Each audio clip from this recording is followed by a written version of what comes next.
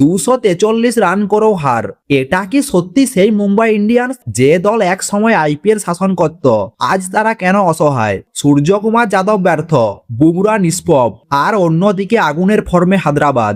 এই ম্যাচ শুধু হার নয়, এটা কি মুম্বাইয়ের পতন শুরু?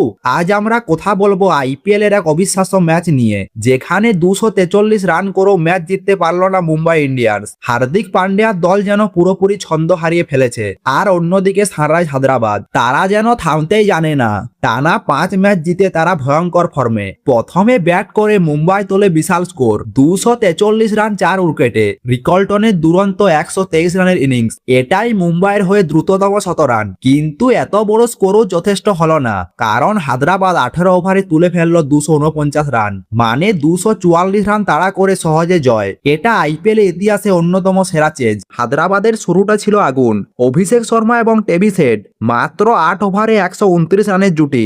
অভিষেক 24 বলে 45 রান করেন এবং টেভিস হেড 30 বলে 76 রান করেন। মুম্বাই ইন্ডিয়ান্স এক সময় ম্যাচে ফিরেছিল 129 রানে 0 উইকেট থেকে 133 রানে 3 উইকেট। কিন্তু তারপর মঞ্চে আসেন হেনরি ক্লাসেন, 30 বলে 65 রান, সম্পূর্ণ ম্যাচ ঘুরিয়ে দেন।